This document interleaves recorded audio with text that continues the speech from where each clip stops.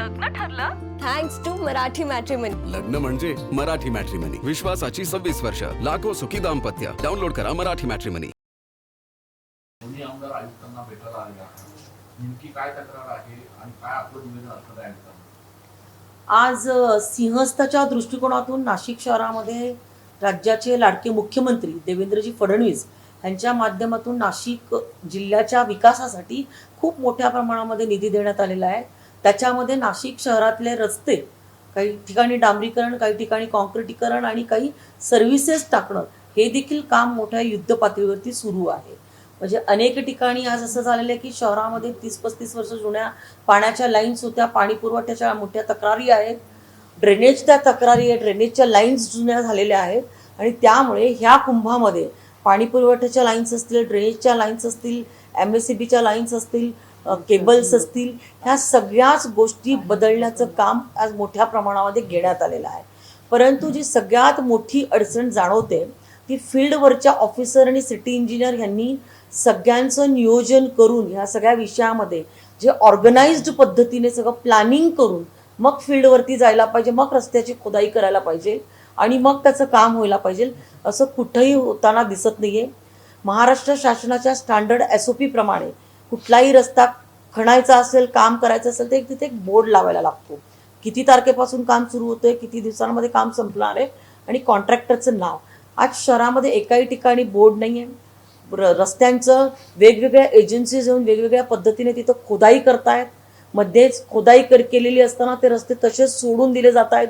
परत 3-4 दिवस त्याच्यावरती कुठलाच माणूस आपल्याला दिसत नाहीये, काम होताना दिसत नाही. हा जो सगळा प्रशासनाच्या नियोजनामधला जो अभाव आहे त्याच्यासाठी आम्ही आज आयुक्तांची भेट घेतलेली आहे. याच्यामध्ये ऑफिसमध्ये बसून आधी खूप मोठं सूक्ष्म नियोजन याच्यामध्ये करण्याची आवश्यकता आहे, जेणेकरून रस्ता खोदाई केल्यानंतर 8 दिवसामध्ये परत तो नागरिकांच्यासाठी चांगला करून किमान वाहतूक सुरळीत करण्याच्या दृष्टिकोनातून आपल्याला तो खुला करता येईल. परंतु आज रिफिलिंगचं पण काम जे आहे हे नीट पद्धतीने होत नाहीये. त्याच्या काळामध्ये काही अडचणी येत असतील, पण त्या अडचणी ऑफिसमध्ये आधी ऑफिस लेवलवरती सगळ्या गोष्टींचं नियोजन करून त्या दूर करून फास्ट ट्रॅकवरती रस्त्यावरती कामं कशी पूर्ण करता येतील ह्याच्यावरती प्रशासनाने जास्त वेळ खर्च करण्याची आवश्यकता आहे. परंतु आज तसं होताना दिसत नाहीये आणि त्यामुळे नागरिकांना खूप मोठ्या प्रमाणामध्ये त्रासाला सामोरं जायला लागतंय. धुळीचं मोठ्या प्रमाणामध्ये साम्राज्य झालेलं आहे. त्याने तिथं ठेकेदाराने पाणी मारायला पाहिजे. एखादा खड्डा जर त्यांनी केला असेल, एखाद्या रस्त्याची खोदाई, तर त्याचं एक टाईम बाउंड त्यांना त्याचं नियोजन द्यायला पाहिजे आणि जर असं होत नसेल तर त्या ठेकेदारावरती कारवाई करायला पाहिजे, त्याला काळ्या यादीमध्ये टाकायला पाहिजे. मध्यंतरी ह्या खड्ड्यांमध्ये पडून एका नागरिकाचा मृत्यू झाला. त्या ठेकेदाराला महानगरपालिकेने काळ्या यादीमध्ये टाकलं का, त्याला नोटीस दिली का? जो कोणी व्यक्ती कुठल्या कुटुंबातला गेला असेल त्याला काही नुकसान भरपाई महानगरपालिकेकडून किंवा त्या कॉन्ट्रॅक्टरकडून महानगरपालिकेने मिळवून दिली का?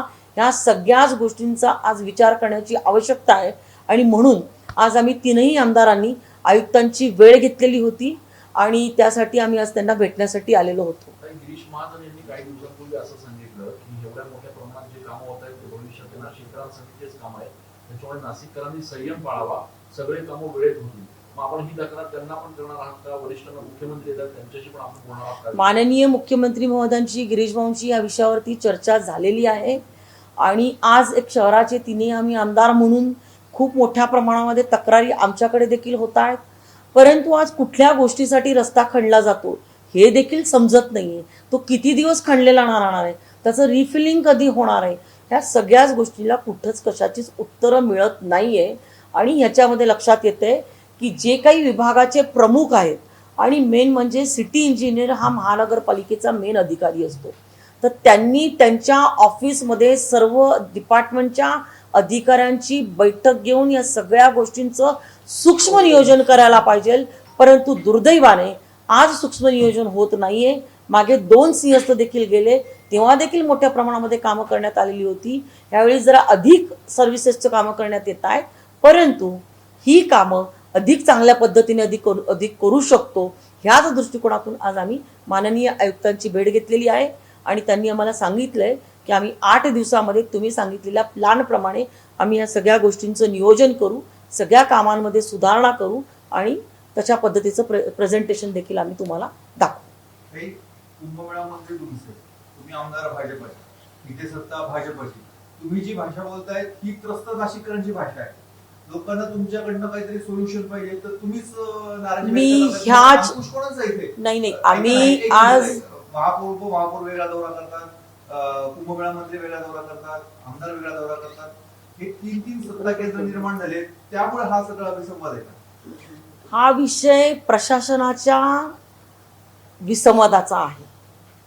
महापौरांचं काम करतायत, कुंभमंत्री त्यांचं काम करतायत, परंतु आम्हाला तिन्ही आमदारांना जनतेने निवडून दिलेला आहे आणि आम्ही देखील त्रस्त नागरिक आहोत या सगळ्या विषयांच्या बाबतीमध्ये. आणि त्यामुळे सत्ता ही जनतेचं सेवा करण्याचं साधन आहे. सत्ता ही काही उपभोगण्याचं गोष्ट नाही आहे. आणि त्यामुळे आम्ही रस्त्यावरती, मी काल देखील उतरलेली होते आणि पुढच्याही कालावधीमध्ये आम्ही तुम्हाला रस्त्यावरती दिसू. त्यामुळे हा आमचा राजकीय कुठल्या गोष्टीमधला समन्वयाचा विषय नाही आहे. आमचा निश्चित समन्वय चालू आहे. परंतु आत्ता जेव्हा हा विषयामध्ये आम्हाला खूप मोठ्या प्रमाणामध्ये अडचणी दिसत आहेत आणि त्या सुटत नाही आहे, महापालिकेच्या आयुक्त देखील 10 दिवस रजेवरती होत्या आणि म्हणून आज त्यांची आम्ही वाट बघत होतो. त्यांची आज आम्ही भेट घेतली. ते आजच आलेले आहेत. त्यांची भेट घेतली आणि या सगळ्याच गोष्टींचं आम्ही त्यांना आता नियोजन करण्यासाठी सांगितलेलं आहे. लग्न ठरलं थँक्स टू मराठी मॅट्रिमनी. लग्न म्हणजे मराठी मॅट्रिमनी. विश्वासाची 26 वर्ष. लाखो सुखी दाम्पत्य. डाउनलोड करा मराठी मॅट्रिमनी.